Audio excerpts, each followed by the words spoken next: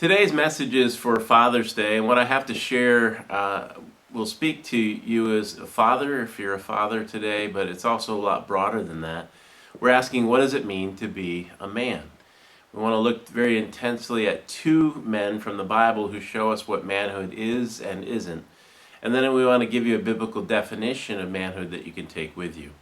This material comes from Robert Lewis's DVD series, The Quest for Authentic Manhood. It's a series I had a privilege of going through myself and then taking some other men through a few years ago.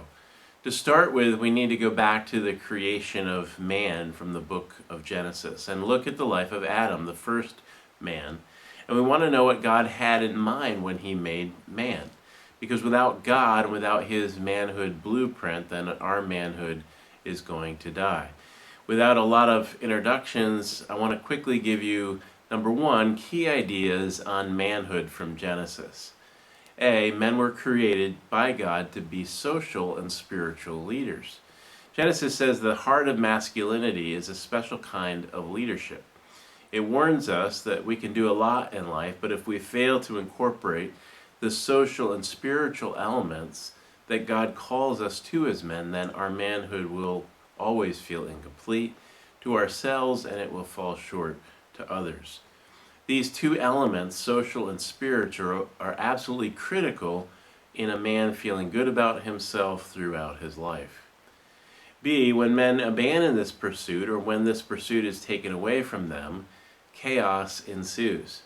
When men do not accept the leadership that Genesis presents, or when a society like ours ceases to teach young men this social and spiritual dimension of masculine leadership, or even worse, when a society begins to demean this kind of leadership and say it shouldn't be part of a man's life, then it doesn't take long before society quickly becomes troubled.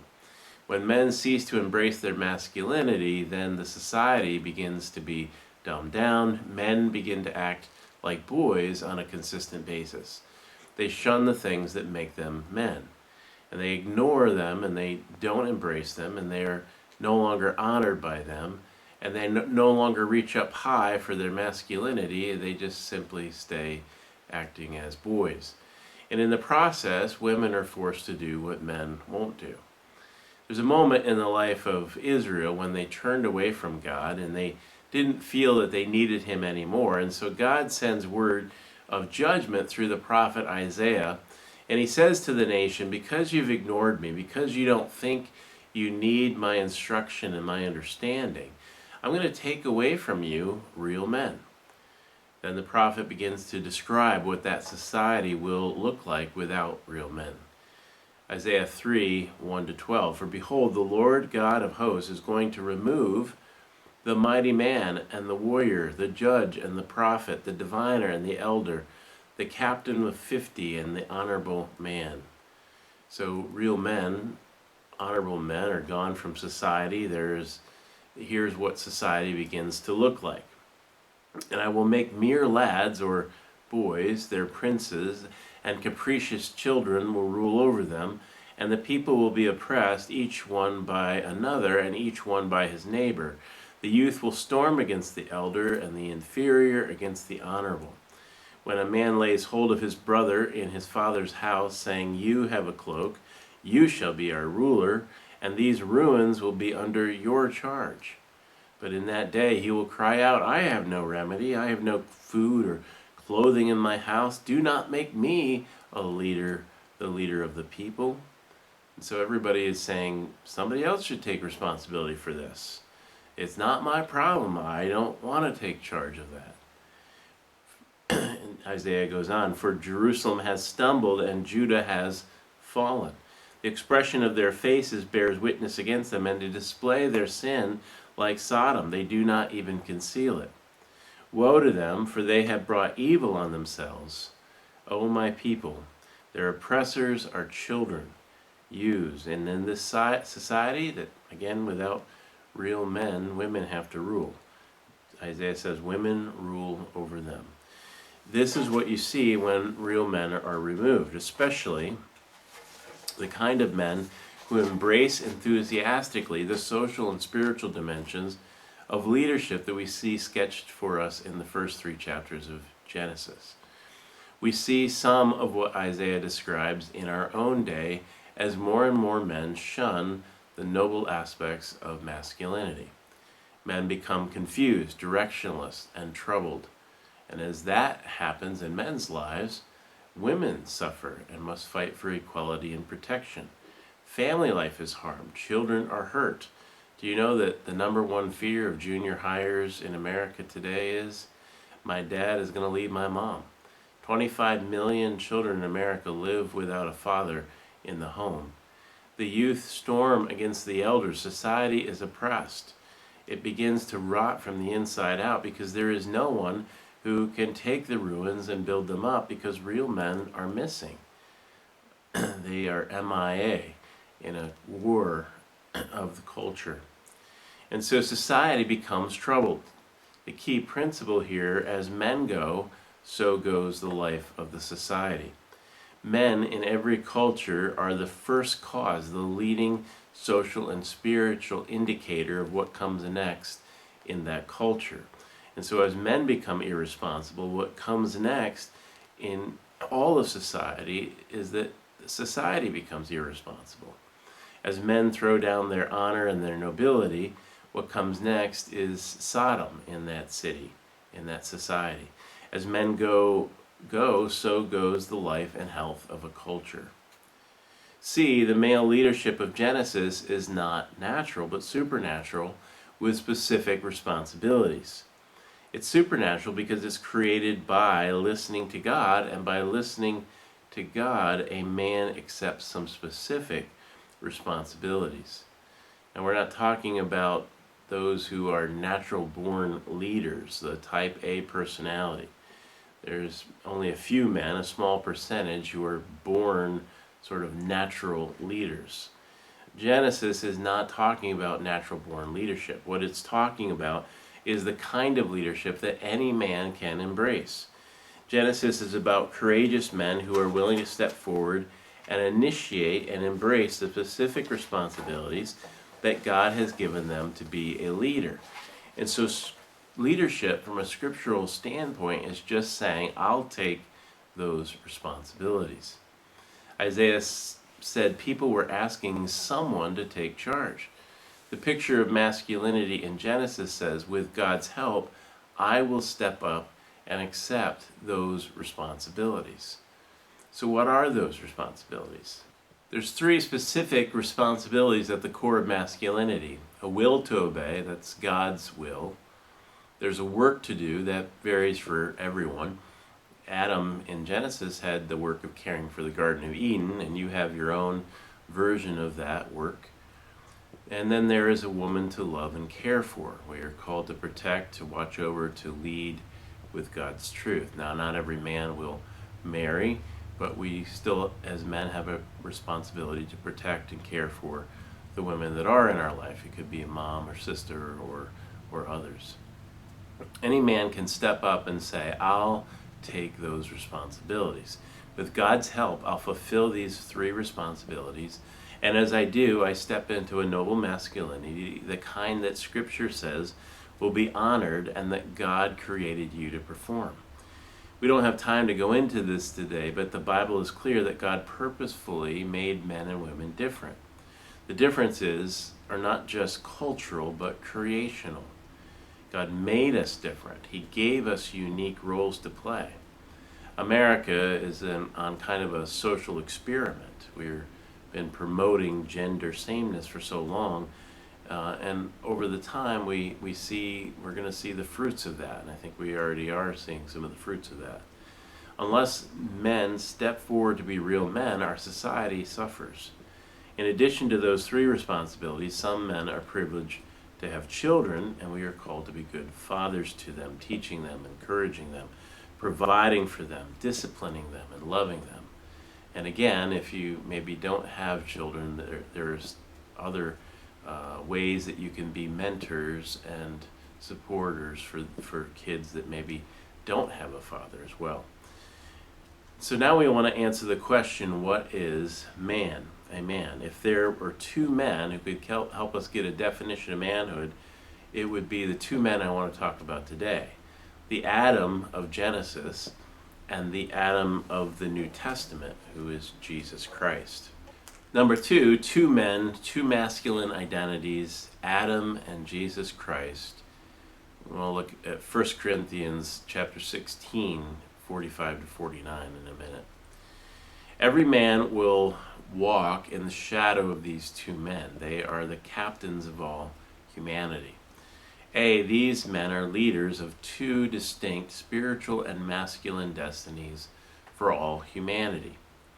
In Romans 5, 17 to 19, it says, "For if by the trespass of one man," that would be the Adam of Genesis, "if by the trespass of the one man death reigned through that one man, how much more will those who receive God's abundant provision of grace and of the gift of righteousness reign in life through the one man, Jesus Christ?"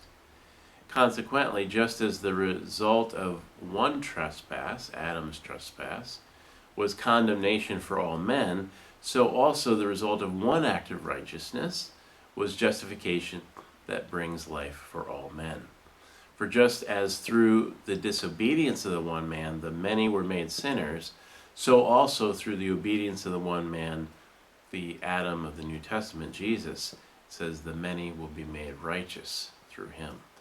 And that's one of the great statements of Scripture to a lost world. Through one man, sin entered the world and affected all of us and everything, but also through one man, righteousness entered the world and makes it available to all of us. Through one man, masculinity was lost. Through one man, masculinity was regained. Here are the two great captains of the human race. These men are also leaders in two distinct masculine destinies. By the time your life is over, your life will either reflect the Adam of Genesis more or the Adam of the Gospels more. You will stand in the shadow of one or in the light of the other. It will be your choice, but both are presented to you. In 1 Corinthians 15, verse 45 to 49, "So it is written, the first man, Adam, became a living being.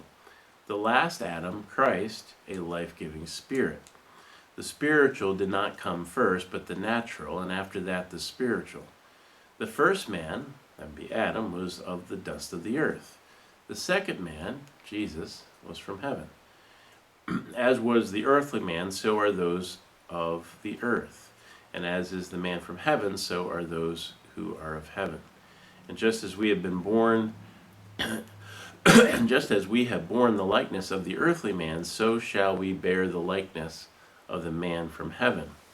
When you look at these two passages, we see these two Adams, one of earth and one of heaven, one a living being and the other a life-giving spirit. Number one, the first Adam represents a manhood that is set on a natural course. His focus is on this earth, and that's all there is. His sights go no further than that. The first Adam represents a manhood based on personal instinct, human reason and reaction, not revelation from God. He sets his course based on his own human reason. His manhood is self-made, self-decided, self-willed, and self-centered. That is the shadow of Adam number one. The first Adam represents a manhood that draws life from others. Adam stood there and listened and watched as Satan tempted Eve, and she ate the fruit that God told him not to eat from. Adam stood by passively. He didn't take responsibility for her life. But by not stepping forward, he was basically using his wife as a guinea pig for his own ends. He could see, did she ate it? Did she die? Well, she didn't die, so I guess maybe I'll eat it. Without transcendent meaning, this Adam is not living for eternity. He's living for himself and the here and now. In the 1 Corinthians 15 passage, it also pointed out that he was a living soul, nothing more, just mere existence now.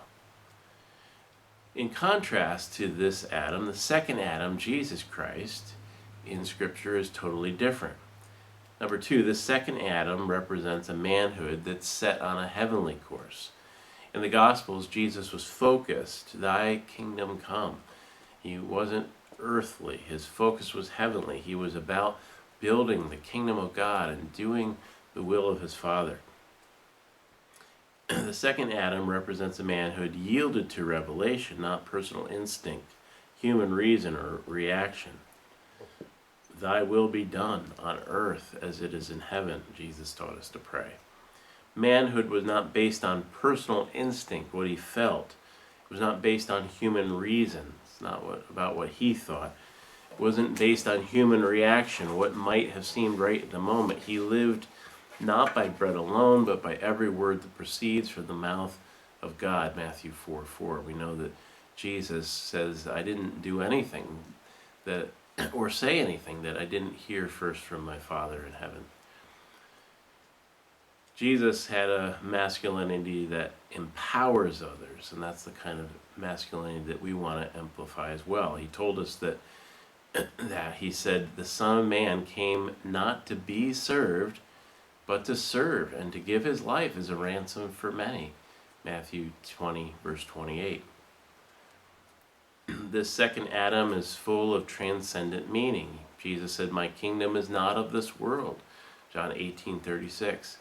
Neither are my values, neither is my way of life. My eyes are up, not down. It is a manhood that could be summarized as it was in 1 Corinthians 15. And this second Adam, Jesus, is a life-giving spirit. I love that phrase because wherever he went, Jesus gave life to people. And that's really a great image for real manhood for all Christians. And really for all Christians, men and women alike. Real manhood is when a man walks into a room or into his home or spends time with his friends, and there is an energy that's flowing out of him that's encouraging others, that's moving others in a positive direction, that's building them up, that's giving them life. The manhood that sucks life out of people is no manhood at all. That's being a boy. Boys take, men give life. See how these two masculine identities play out practically. So I've got a chart here. Adam's manhood becomes conventional manhood, which focuses on what a man does. Number 2, competition with other men. Number 3, temporal power. Number 4, personal rewards. Number 5, self. And number 6, success. Jesus' manhood becomes authentic manhood, which focuses on what a man is, his character, his integrity. Jesus' manhood, authentic manhood, number 2, has community with other men. Number 3, there's transcendent power there. Number 4, there's eternal rewards. Number 5, they are other focused. And number 6, it leads to a life of significance. Conventional manhood is what's taught to us in our cultures and has been taught to men through the centuries in every generation. It's the manhood of Adam. It's conventional manhood. And what does it focus on? Again, you can look at that chart and see the list of things. All these characteristics of conventional manhood. Men embrace this and it works for them for a while. But usually by the age of 40, this manhood begins to burn out. And suddenly I'm saturated with self, but I'm not happy. I've left all this debris in my wake. I may be a success, but I don't feel good about my life. Why? I've competed with men and I've wounded a lot of people in the process. My whole life was about winning. And before I knew it, I was winning at all costs, and now it's costing me. And so somewhere along the line, you hit this wall, and you say, this is the manhood that I bought into, but I'm not satisfied with it, and I don't know what to do now. And a lot of men find themselves in this place.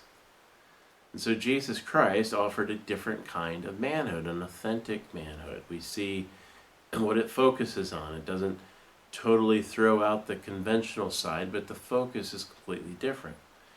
It's more than what a man does. Authentic manhood Christ's kind of manhood focuses on what a man is, his character, his integrity, his good name, on the values that he embodies. That is what's most important. That is what he carries with him through life. That's what takes him the distance, not just what he does, but who he is. This authentic manhood will focus on community with other men. Competing is part of life, but it doesn't have to be the focus of life. Community needs to be the focus. This authentic manhood focuses on transcendent power and purpose. In other words, there's something greater than yourself in this world, and I need to depend on God and God's power so that I can do His will for my life.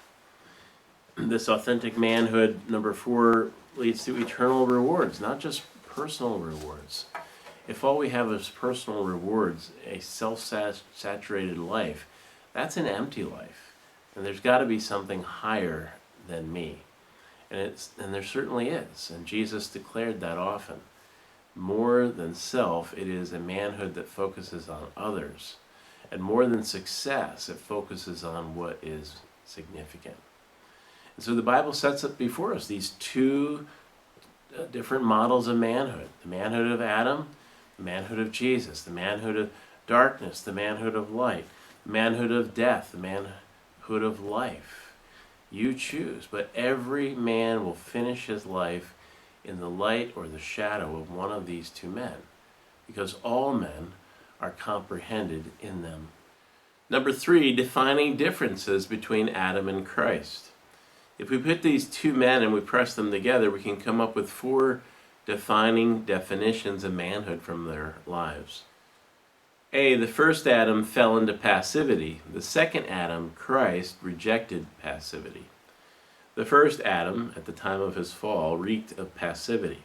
God had set before him 3 things to do, 3 responsibilities: a will to obey, a work to do, a woman to love and care for.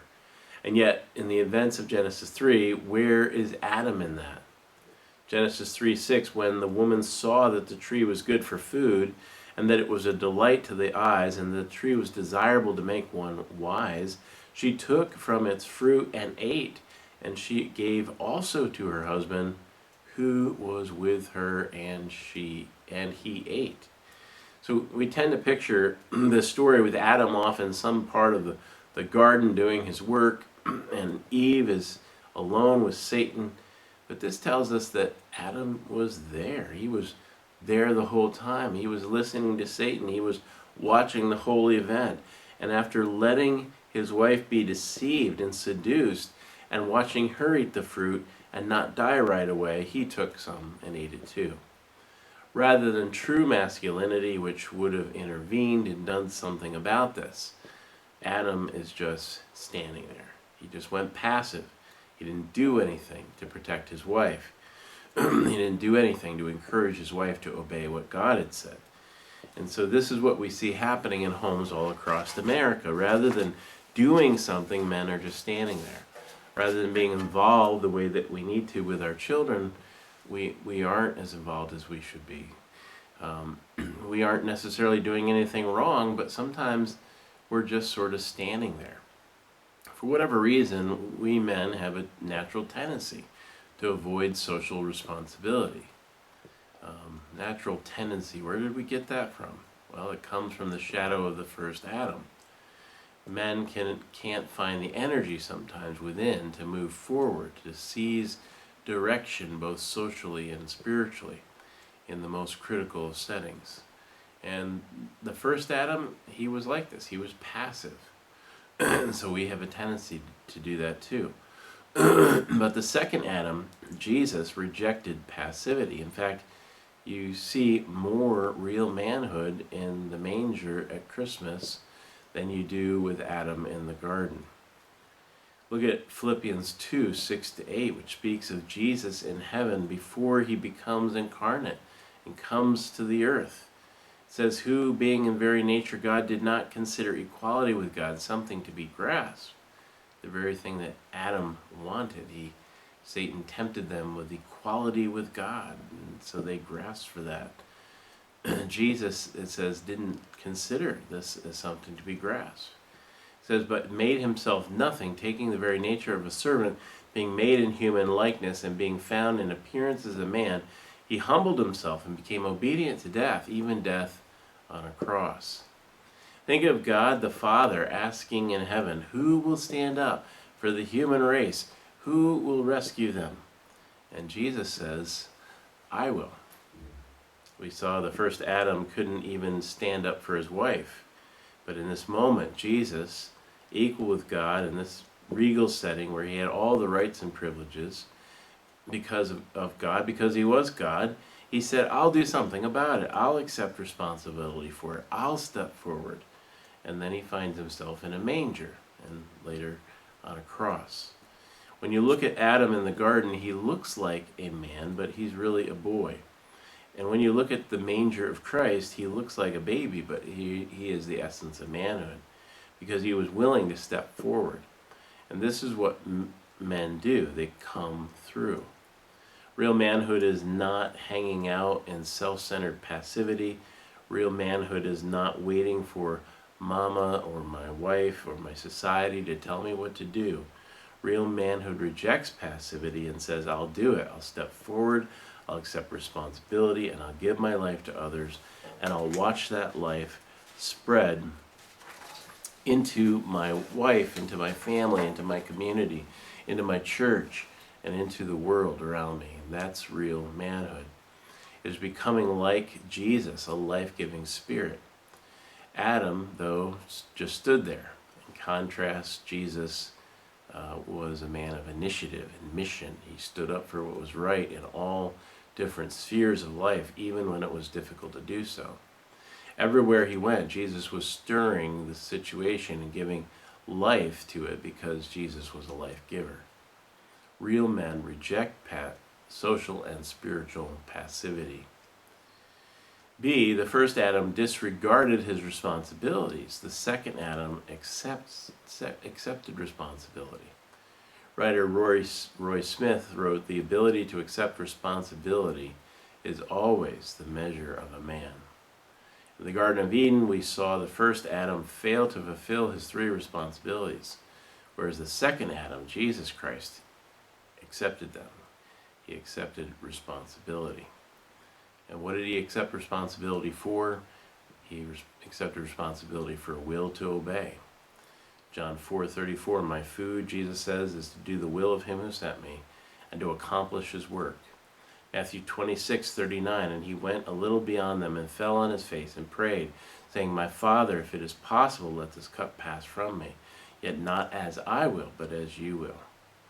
This scene happens in another garden during a critical time of Jesus' life when his manhood was under extreme testing. He was going to accomplish the will of God, which at this point would be unbelievably hard because it would mean his suffering and death. And Jesus passed that test. He accepted the responsibility and a will to obey. He obeyed the will of God the Father, even though it meant his death. Jesus also accepted responsibility for a work to do. John 17:4, I have brought you glory on earth by completing the work you gave me to do, Jesus prays. And he accepted responsibility for a woman to love. Jesus, like Adam, had a woman to love. You say, oh, I didn't think that Jesus was married. I didn't think he had a woman to love, but he does. It's his church, it's his people. And that's why it says in Ephesians 5:25, husbands, love your wives just as Christ loved the church and gave himself up for her. Jesus loved us by giving himself for us. While Adam forsook those responsibilities, Jesus Christ exemplified accepting them. A real man understands that at the core of his life, there's a will that's higher than his will that he needs to submit to. And so he wants to know what that will is so that he can fit into it. He also knows that there's a work and purpose for him on this planet. He's aggressive to find that work for himself. It's not just a vocation, but an overall lifestyle. It's a cause, and he will not rest until he finds his cause. And when you receive a woman that God gives, whether the beginning of fledgling love or love after 40 years of marriage, the man understands his responsibility and his role, even though it's sometimes very difficult for him. It's like being in the garden and saying, "Not my will, but yours be done." He understands that he's called to love and care for this woman, not to use her, to abuse her, not to take advantage of her, but to love her with his life.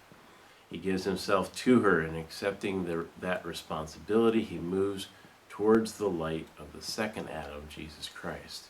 And that is what gives his life meaning and a sense of satisfaction, even when it's hard. Another word for hard is the word noble. The first Adam caved into passivity. The second Adam rejected passivity. The first Adam disregarded his responsibilities. The second Adam accepted the responsibility. The third thing, C, that the first Adam abandoned his post of leadership. The second Adam chose to lead courageously. Men were created to lead, but it takes courage to do that. Number one, Jesus led where Adam didn't. He led in three specific areas. First of all, he set direction. One of the key calls of Jesus was follow me. This is the call of a man to have enough substance, enough character, enough weight in his life that when he is around other men or his family, he can say, follow me as I follow Christ. You would see these same three things in Ephesians 5:22-33 about a man's relationship with his wife. That passage says the man is the head of the wife, and that means he needs to have enough noble substance that he can look his wife in difficult times and say, follow me as I follow Christ.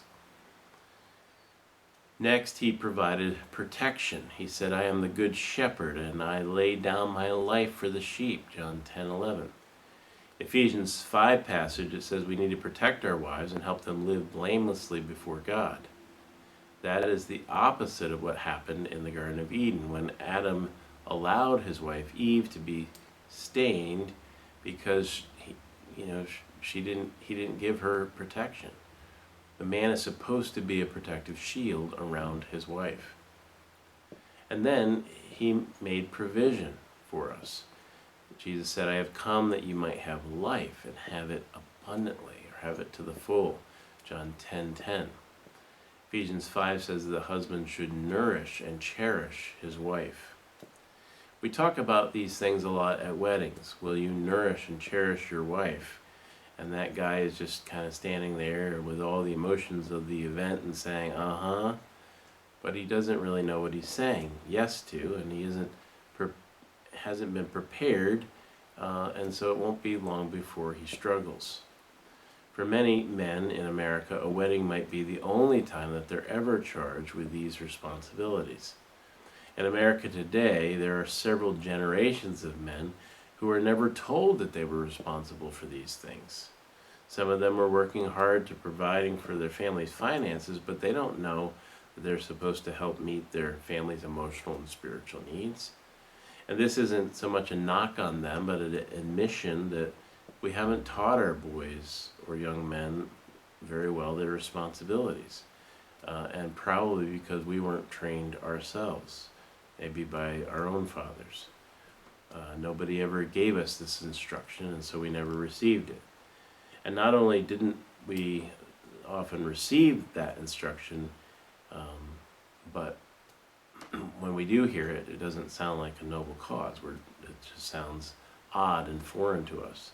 We have failed many times to encourage and cheer on our sons when we see them trying to meet those responsibilities, and especially when we see other men who need to grow, and we see them making strides to grow in those areas as well. We can encourage each other.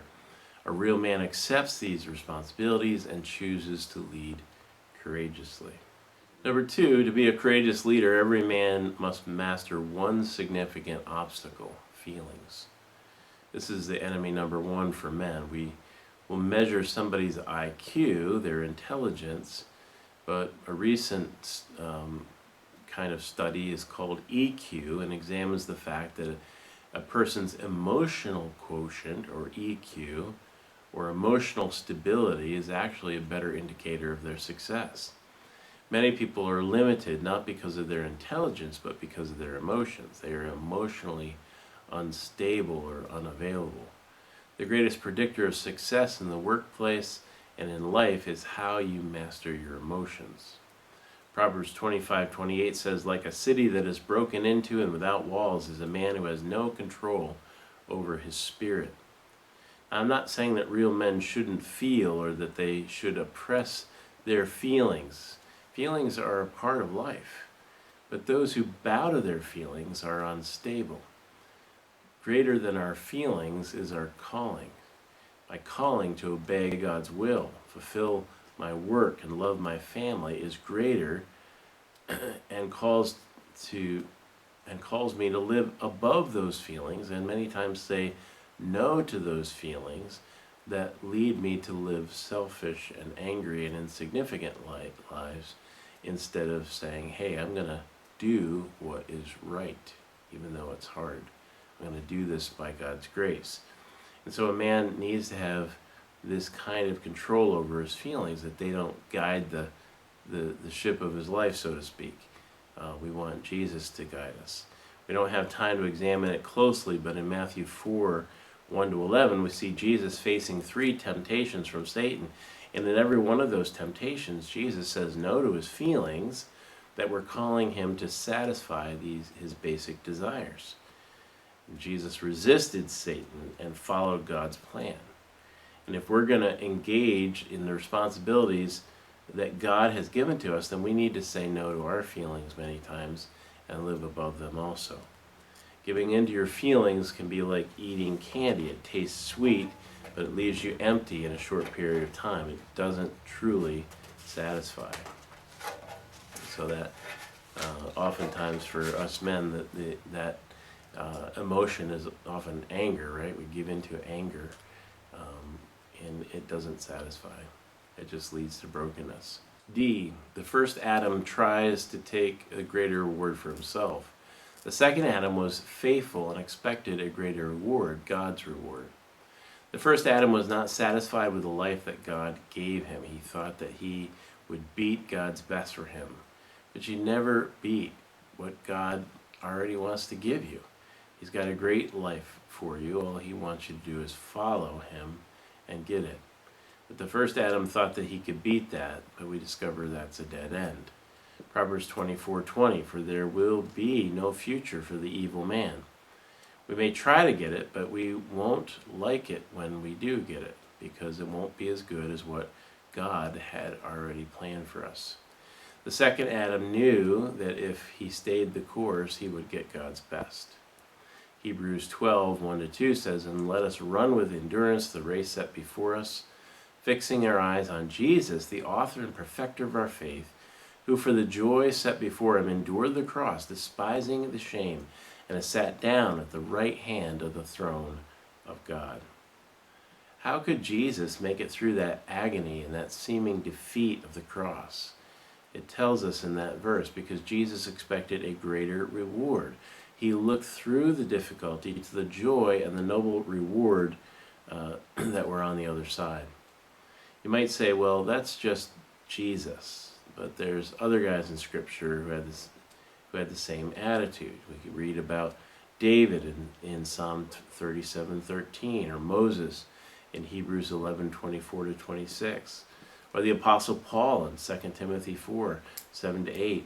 All through the Scriptures are examples of this and exhortations to live this way. 1 Timothy 4:8. You've got to believe that there is a reward to following God. Hebrews 11:6 says, for without faith it is impossible to please God, because anyone who comes to him must believe that he exists and that he rewards those who earnestly seek him. To believe not just in the existence of God, but to believe that he is the rewarder of those who seek him and stay after him. We have to decide whether or not I'm going to follow Christ and do it believing that he knows what's best for my life. And when we go through hard times, we have to ask ourselves if we're going to give into our circumstances and our feelings and wallow in a victim mentality for the next few years and hope that something good eventually happens, or even worse, choose evil to go get my own reward. God's not giving me what I want, so I'm going to go take my own reward. You've got that choice, and in that moment you have to decide, am I going to believe God? Am I going to do His will? Am I going to obey what He says? Or I'm going to pursue my own means to get what I want? What are some of those rewards that we receive? Well, how about a wife that admires and respects and loves you? That's a reward. How about children who are stable in life and who love and respect you? That's a reward. How about having a cause in life and getting up and giving yourself to it, not as to work, but as a joy? That's a reward. How about having lots of great experiences in your life and stuff happening around you because you're walking with God? That's a reward. Because of walking with Christ, we've spared ourselves a lot of the pain and the destruction caused by living foolishly and living in sin and for self. That's a reward of protection. There's a reward of a spiritual legacy, seeing your children come to Christ and your grandchildren, your great-grandchildren, and the spiritual legacy because of how you lived your life. That's a reward. There's a reward out there in this life. And not only that, but there's expectations that after this life, those who know Christ and follow Him, there's going to be additional eternal rewards for those who accepted their responsibilities, live for God. Things that you didn't even realize were significant, God will remember and reward you for. Jesus came and said He had come that we might have life and have it abundantly. Number 4, what is a real man from a biblical mold? If you want a succinct definition of manhood, this is one that you can take with you. A real man is one who rejects passivity. You're not just standing there. A real man accepts responsibility for God's will, God's work, and God's woman.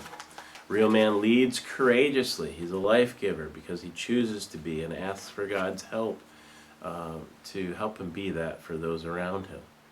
And the whole time he's doing these things, he's expecting the greater reward, God's reward.